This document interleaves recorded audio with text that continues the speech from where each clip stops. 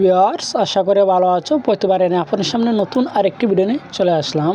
আজ আলোচনা করবো যে আপনারা এসএসসি 2025 সালে যারা পরীক্ষা দেবেন, তো আপনার মধ্যে কিন্তু অনেকে এই ধরনের প্রশ্নটা আছে। অনেকে কিন্তু আমাকে এই ধরনের প্রশ্ন করেছেন যে ভাই আপনারা এসএসসি 2025 পরীক্ষা দেওয়া প্রশ্ন ক্যাটালগটা আসলে কীরকম হবে, অর্থাৎ আমি তো বলতে গেলে সহজ হবে নাকি কঠিন হবে। ঠিক আছে, আজকে এই নম্বর আমাদেরকে ধারণা পেয়েছি, আজকে কিন্তু এই নিয়ে আলোচনা করবো। তার জন্য ভিডিওটি সম্পূর্ণ দেখবেন, কোনো স্কিপ করবেন না।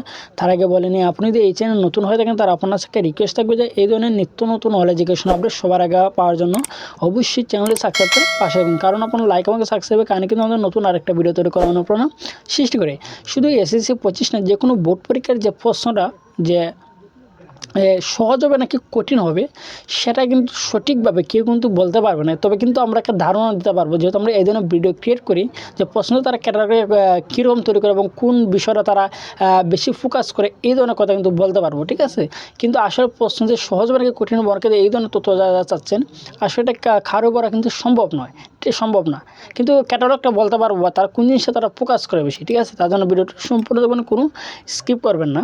যে মাধ্যমিক পর্যায়ে কিন্তু শিক্ষা মন্ত্রণালয় থেকে আয়োজিত করতে যাচ্ছে কিন্তু চলতি বছর এসএসসি পরীক্ষা, এক্ষেত্রে এসএসসি পরীক্ষা 2025 প্রশ্ন কেমন হবে তা নিয়ে কিন্তু আজকে আমরা এই ভিডিওতে আলোচনা করব।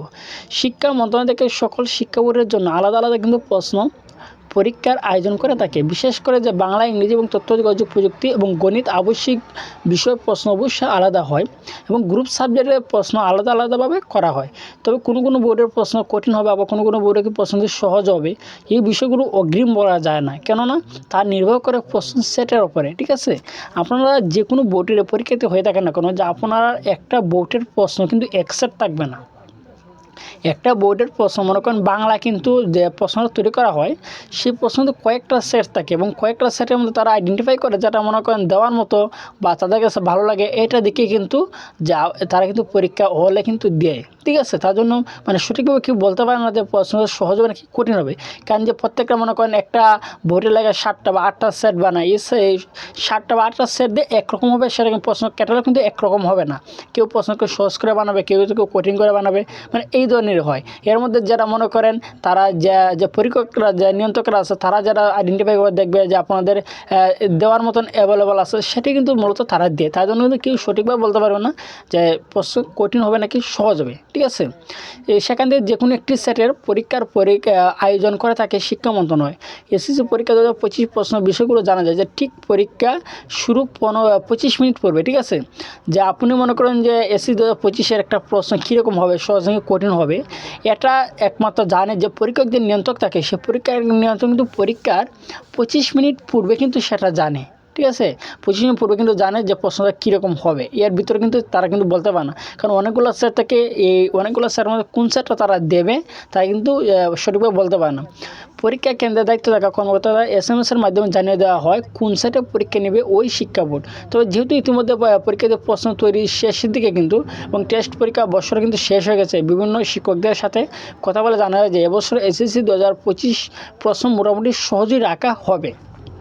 ঠিক আছে, তারা কিন্তু একটা মোটামুটি তারা একটা ধারণা দিয়েছে যে বিভিন্ন শিক্ষকদের তারা বলছে, কারণ ওই যে আপনাদের এসএসসি 25 বা এইচএসসি 25 এই যে বোর্ড পরীক্ষা যেগুলো প্রশ্নটা তৈরি করা হয়, মূলত কিন্তু যে স্কুল কলেজের শিক্ষকরা কিন্তু এই ধরনের প্রশ্নটা তারা তৈরি করে। ঠিক আছে, যেহেতু এই ধরনের একটা প্রশ্ন তারা তৈরি করে দেয় বোর্ডের মধ্যে, মনে করেন 7 থেকে 8টা সেট কিন্তু একটা বোর্ডের মধ্যে তারা প্রশ্ন তৈরি করে দেয়। কারণ 8টা সেটের মধ্যে যে সেটটা মনে করেন যে আপনারা পারবেন বা সব দিক বিবেচনা করে কিন্তু তারা একটা সেট নিয়ে কিন্তু তারা পরীক্ষা হলে কিন্তু দেয় 15 মিনিট আগে।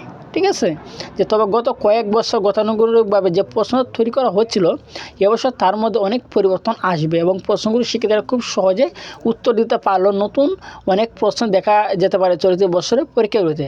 ঠিক আছে, তারা কিন্তু এখানে বলছে যে কিছু পরিবর্তন হতে বলতে রিসেন্টলি যেগুলো হয়ে যায় কি, এগুলোই মূলত তারা নতুন কিছু অ্যাড করবে, অর্থাৎ জুলাই অভ্যুত্থান বা এই ধরনের কিছু রিসেন্টলি যেগুলো আপডেট হয়ে গেছে সেগুলো হয়তো তারা অ্যাড করবে।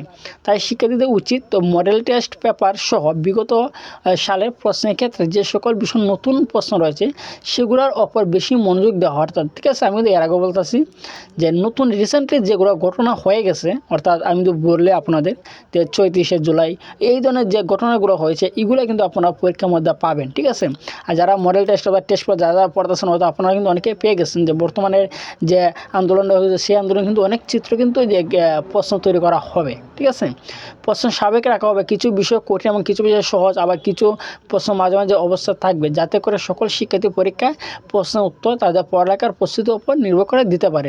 তাছাড়া গ্রুপ সাবজেক্টের প্রশ্ন কোন ক্ষেত্রে কঠিন হতে পারে বা কোনো ক্ষেত্রে সহজ হতে পারে, ঠিক আছে। তবে এবছর পরীক্ষার প্রশ্ন গ্রুপ সাবজেক্টে কিছু কিছু জায়গায় কঠিন এবং বিশেষ করে মানবিক বিভাগের অনেক প্রশ্ন, যে কয়েক বছরে কিন্তু স্বাধীনতা নিয়ে কিন্তু অনেক প্রশ্ন এসেছে, কিন্তু চলতি বছরের স্বাধীনতা বাদ দিয়ে জুলাই অভ্যুত্থানের নিয়ে বেশ কিছু প্রশ্ন আসতে পারে বা জানিয়েছে শিক্ষকরা, ঠিক আছে। আশা করি বুঝতে পারছেন। তারপর যদি না হয়ে থাকেন অবশ্যই কমেন্ট করে জানাবেন, আর যদি ভিডিওটি ভালো লাগে থাকে অবশ্যই লাইক দিবেন।